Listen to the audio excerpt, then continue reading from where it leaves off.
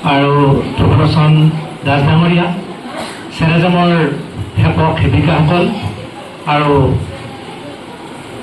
মোৰ অতি আপোন বুকুৰ আপোন মোৰ সতীৰ্থসকল, মোৰ লগৰীয়াসকল বুলি এইকাৰণে কৈছোঁ কাৰণ ময়ো আপোনালোকৰ দৰে ইয়াত থেৰাপি ল'বলৈ আহোঁ।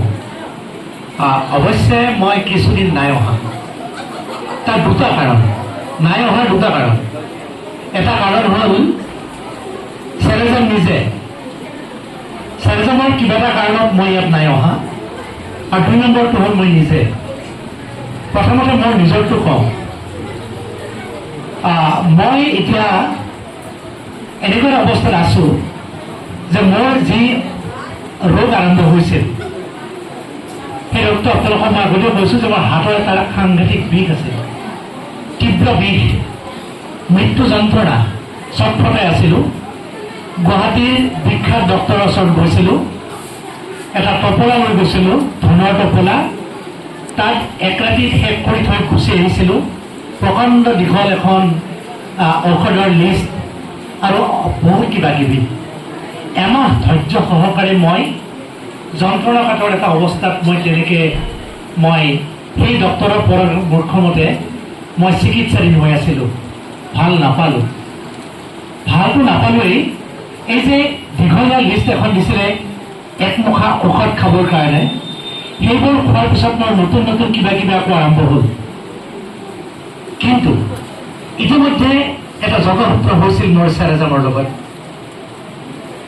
গতিকে মই অন্তৰৰ পৰাই ভাল পাইছিলোঁ চেৰাজামক, আৰু মই শৰণাপন্ন হ'লোঁ যে চেৰাজামে মোক মুক্তি দিয়ক। আৰু সঁচা কথা যে মই ৯৫% মই ভাল পাইছোঁ একমাত্ৰ চেৰাজামৰ কাৰণে।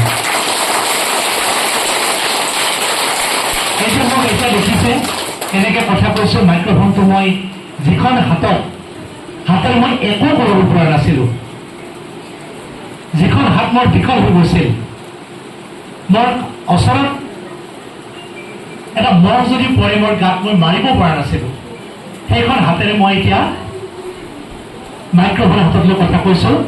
মই খুচিও মাৰি দিব পাৰোঁ এইখন হাতেৰে এতিয়া।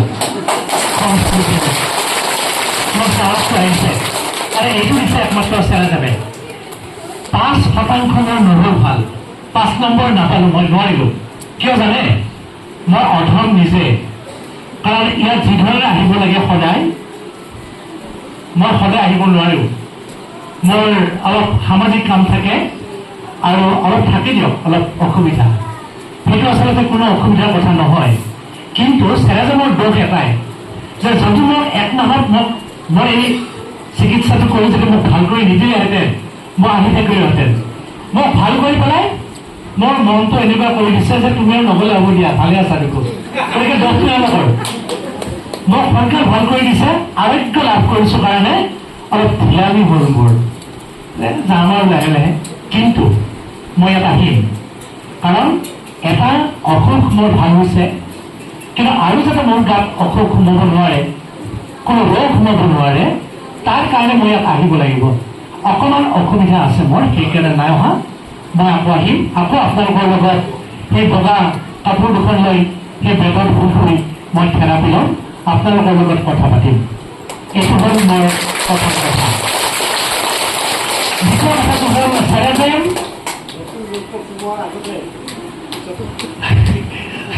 ছাৰে কৈছে যে নতুন ৰোগটো সোমোৱাৰ আগত আহিব কৈছে।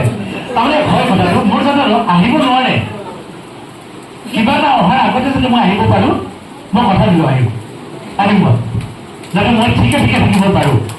ঠিকে থকাৰ ইচ্ছা আছে, সঁচাকৈ কৈছোঁ, মোৰ ঠিকে থকাৰ ইচ্ছা আছে, ভালে থাকিবলৈ ইচ্ছা আছে। কাৰণ নিজে অসুস্থ হৈ ঘৰখনক অসুস্থ কৰি ৰখাৰ ইচ্ছা একেবাৰে নাই, আপোনালোকৰ নিশ্চয় নাই। সেইটো কেতিয়াও হ'ব নালাগে। আমি সদায় নিজে সুস্থ হ'ব লাগে, আৰু অন্যক কেনেকৈ আমি সুস্থ হৈ ৰাখিব পাৰোঁ, এই চিন্তাটো আমাৰ সদায় থাকিব লাগে। মই কিছু সময় এটা কথা বুজি পাইছোঁ, কিছুমানে ইয়াত আহে, আমি আকৌ কেইদিনমান পিছত নোহোৱা হৈ যায়, হয়নে?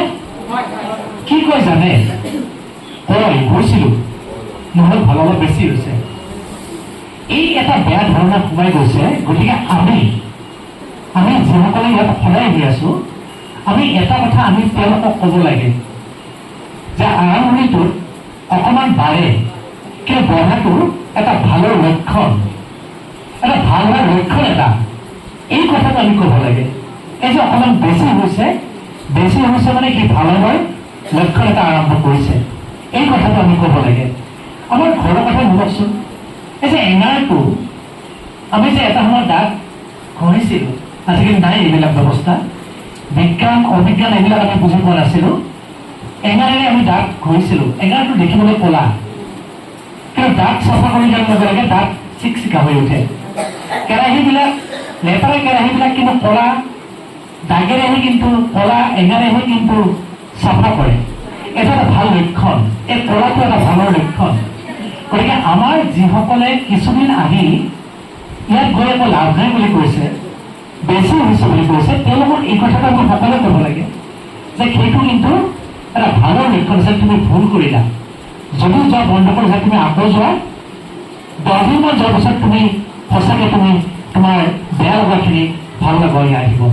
আৰু সেইকাৰণে চেৰাজাম নাম্বাৰ 1, চেৰাজাম নাম্বাৰ 1 এইকাৰণে এইটোৱে মই নিজে লক্ষ্য কৰিছোঁ। মোৰ খং আছিল,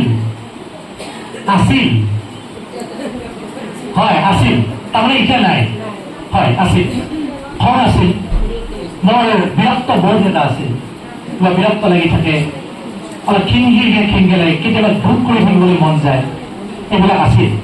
কিন্তু মই লক্ষ্য কৰিছোঁ যেতিয়া মই এইখন পাঠশালাত এইখন পঢ়াশালীত যেতিয়া মই ইয়াত এডমিশ্যন ল'লোঁ, তেতিয়াৰ পৰা মই এই যে কিবা কিবি কেইটামান বেহুৰা কথা আছিল সেইকেইটা নোহোৱা হৈ গ'ল, খংটো কমি গ'ল। মোৰ ঘৰৰ মোৰ ঘৈণীয়ে কয়, কি হ'ল আজিকালি বিৰাট শান্ত যে, কয় এনেকৈ। তো মই ফূৰ্তি কৰি থাকোঁ বুলি মোক বহুতে কোৱা হৈছে, তাৰপিছত বহুত ফূৰ্তি কৰি থাকে। সেইকাৰণে চেৰাজাম নাম্বাৰ 1 ইয়াত কেৱল আমাৰ কৃষিখন ভাল কৰি দিছে, আঁচনিটো ভাল কৰি দিছে, সেইটোৱে নহয়। মই যেনেকৈ উপলব্ধি কৰিছোঁ যে মোৰ মাত কথাবোৰ অকণমান ভাল হৈছে বুলি মোক বেলেগে কৈছে, মোৰ কিছু বেয়া দোষ আঁতৰি গৈছে, মোক কয় কিছুমানে, মোৰ ঘৰৰ মানুহগৰাকীয়েও কয়, তাৰে কাৰণে ধৰি লৈছোঁ যে একমাত্ৰ চেৰাজামে মোক এনেকুৱা এটা দিশলৈকে মোক আগবঢ়াই নিছে। এই কথাবোৰ কিন্তু আমাক চেৰাজামে শিকাইছে। আপোনালোকে নিজেও জানে, এই যে ইয়াত যিকেইগৰাকী ইয়াত পৰিচালক আছে, সেৱক সেৱিকা আছে, কেনে লাগে বাৰু তেওঁলোকৰ মাত কথা শুনি? কি দিছে আপোনালোকে? দেখাততো আপোনালোকে একো দিয়া নাই, আমি পইচা দিয়া নাই, ঘৰৰ পকা অমিতাটো আমি আনি দিয়া নাই, একো দিয়া নাই। কিন্তু তেওঁলোকে আমাক এনেকুৱাকৈ আমাৰ চৰিত্ৰ, আমাক আচাৰ নীতি ব্যৱহাৰ, আমাক শৰীৰটোৰ লগত ভাল কৰি দিছে যে তেওঁলোকক আমি একো দিয়ে আমি তেওঁলোকক সন্তুষ্ট কৰিব নোৱাৰোঁ। পাৰিম এটা দিশেৰে, সেইটো কি জানে? আমি ইয়াত ভৰ্তি হৈ থাকিব লাগিব, ইয়াত আমি মানুহ নধৰা কৰি দিব লাগিব, আৰু আমি ভাল পোৱাবিলাকে আমি কাষৰবিলাকক যিয়ে ঘৰত অস্থিৰ অনুভৱ কৰি আছে তেওঁলোকক আমি এই কথাবিলাক ক'ব লাগে। এওঁলোকৰ পৰা ব্যৱহাৰ কেনে পাইছে, এই ব্যৱহাৰটো আমি শিকিব লগা বিষয়। মই কিন্তু চুৰ কৰিছোঁ, মই আপোনাক আৰু এদিন কৈছিলোঁ, মই এওঁলোকৰ চেৰাজামত আহি কিন্তু মই চুৰ কৰিছোঁ এটা বস্তু। সেইটো কি জানে? এওঁলোকৰ মাত কথা ব্যৱহাৰ, এনেকৈ কথাবোৰ এওঁলোকে ক'ব শিকিছে, সেই কথাবোৰ আমাক কৈছে আৰু আমিও কিন্তু এই কথাবোৰ শিকিছোঁ, হয়নে? কেনেকৈ কথাবিলাক ক'ব পাৰে, অথচ আমি কোনে কেনেকৈ আহোঁ, কোনোবাই হয়তো অকণমান ভাল কাপোৰ পিন্ধি অহা নাই, হয়তো আমি পৰিষ্কাৰ হৈ অহা নাই, আমি হয়তো কাৰোবাৰ অসুস্থ দেহ এটা লৈ আহিছোঁ, কিন্তু ইয়াত আহি পোৱাৰ লগে লগে কেনেকুৱা লাগে? তেওঁলোকে যি আদৰ সাদৰ কৰি মাতি আনি তেওঁলোকে আমাৰ লগত কথা সুধে, স্বাস্থ্যৰ খবৰ লয়, ঘৰৰ খবৰ সোধে। আপোনালোকৰ বোৱাৰীবিলাকে দিয়েনে এনেকুৱা ব্যৱহাৰ? আৰু আপোনালোক শাহু আইবিলাকেও বোৱাৰীবিলাকক দিয়েনে ইমানখিনি? কিন্তু এতিয়া দিব লাগিব। মই জানো আপোনালোকৰ বোৱাৰীবিলাকক যদি সোধো ক'ব যে হয় আমাৰ শাহুমা এতিয়া আমাক খুব মৰম কৰি মাতা হ'ল। শাহুমাৰ কৰ্কট কথাবোৰ এতিয়া সুন্দৰ মসৃণ হৈ আহিছে। আৰু যদি আপোনাৰ বোৱাৰী আছে, মই যদি শাহুমাক যদি গৈ সোধো যে আপোনালোকৰ বোৱাৰী বৰ ভাল, মাতে কথা এতিয়া বৰ ভাল, এইটো শিকিছে একমাত্ৰ ক'ৰ পৰা? সেইকাৰণে চেৰাজন নম্বৰ 1, চেৰাজন নম্বৰ 1। এইটো ইয়াত আমি কেতিয়াবা বন্ধ পাওঁ, এইটো বঙালী মানুহ, এইটো বিহাৰী মানুহ, এইটো ৰাভা মানুহ, এইটো মুছলিম মানুহ, এইটো হিন্দু মানুহ, কেতিয়াবা গন্ধ আমাৰ নাকত লাগিব খোজে। কিন্তু এইখন এখন এনেকুৱা এটা অনুষ্ঠান, ইয়াত এনেকুৱা ধৰণৰ পাঠ ইয়াত শিকোৱা হয়। ইয়াত কেৱল এটাই সকলোৰে চিনাকি, আমি মানুহ, আমি ইয়াৰে সদস্য। ইয়াত হিন্দু, মুছলিম, ৰাভা, কোচ, বেংগলী, বিহাৰী একো কথা চিন্তা ইয়াত নাই।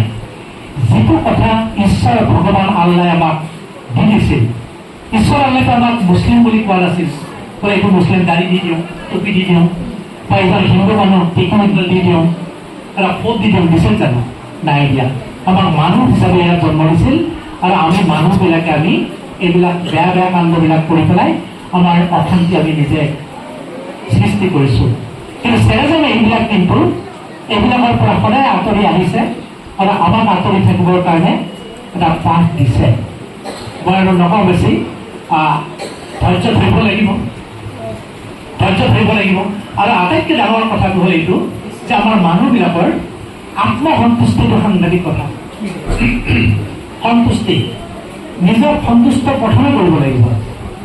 ঘৰত ভাত দিছে, নিমখ হোৱা নাই, হোৱা নাই, আজি কিবা কাৰণত হোৱা নাই নিমখ খোৱা, অলপ হ'ল, কি নহ'ল? মোৰ ভাল কাপোৰ নাই, মই ধুই পখালি লৈ আহিছোঁ, হৈছে আৰু বাকীবিলাকে ধুনীয়া কাপোৰ পিন্ধি আহিছে, মই বাৰু ইমান নতুন কাপোৰ পিন্ধি অহা নাই। সেইটো আত্মসন্তুষ্টি। কোনোবাই মাছে মন মনে খাইছে আৰু আমি কোনোবাই হয়তো সাধাৰণ খাদ্য আমি আহাৰ হিচাপে গ্ৰহণ কৰিছোঁ, সন্তুষ্টি ল'লে হ'ল, আপত্তি নাই, আছোঁ ঠিকে আছোঁ, ভালে খাইছোঁ, চব ঠিক আছে। যিখিনি খোৱা হয় ভালকৈ খালে হ'ল, যিখিনি কৰা হয় ভালকৈ কৰা ভাল। যি চিন্তা কৰা হয় সদায় সুচিন্তা, ভাল কথা চিন্তা কৰিবৰ কাৰণে আমি যত্ন কৰিব লাগিব। আৰু প্ৰথমতে কথাটো হ'ল শৰীৰটো। শৰীৰটো যদি আমাৰ ভালে থাকে, আমাৰ মন ভালে থাকে। মন ভালে থাকিলে আমি ভাল কাম কৰিব পাৰোঁ। ভাল কাম কাৰ কাৰণে কৰিব পাৰোঁ? সমাজখনৰ কাৰণে কৰিব পাৰোঁ, পৰিয়ালটোৰ কাৰণে কৰিব পাৰোঁ। গতিকে আমাৰ শৰীৰটো আমি শৰীৰটোক পূজা কৰিব লাগিব। শৰীৰটো পূজা কৰিবৰ কাৰণে আমাৰ মন্ত্ৰ শিকাইছে কোনে? চেৰাজনৰ পৰিচালকসকলে। তেওঁলোকে আমাৰ মন্ত্ৰ শিকাইছে আমাৰ শৰীৰটোক কেনেকৈ আমি পূজা কৰিম, কেনে আমাৰ শৰীৰটো আমি সুন্দৰ কৰি ৰাখিম, স্বাস্থ্যৱান কৰি ৰাখিম, সুস্থ কৰি ৰাখিম।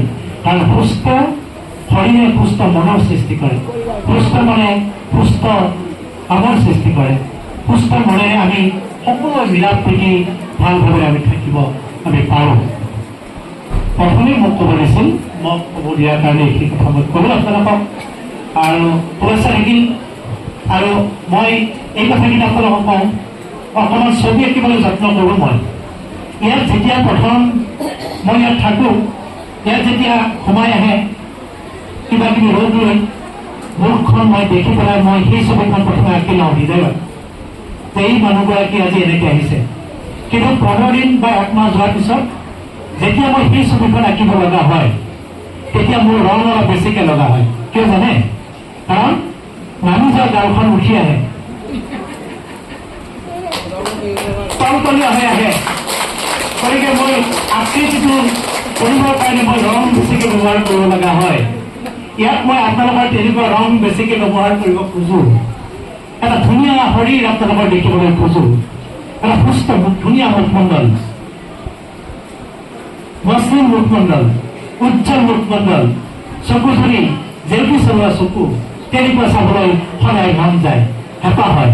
আৰু দেখিছোঁ সঁচা অৰ্থত আপোনালোকৰ প্ৰতি মোৰ শ্ৰদ্ধা হৈছে, মোৰ চেনেহ বাঢ়িছে এইকাৰণে যে আপোনালোক ৰেগুলাৰ আহিছে, আপোনালোকে একেলগে কথা শুনিছে, আপোনালোকে মানিছে, আপোনালোকৰ দেহৰ পূজা আপোনালোকে নিজে কৰিব পাৰিছে। সকলোকে প্ৰীতি সম্ভাষণ আৰু সন্মান জনাই এই সুবিধাখিনি দিয়াৰ কাৰণে সকলোকে ধন্যবাদ জনাই মই সামান্য কথা মই ইমান কথা কৰিলোঁ বহুত ধন্যবাদ।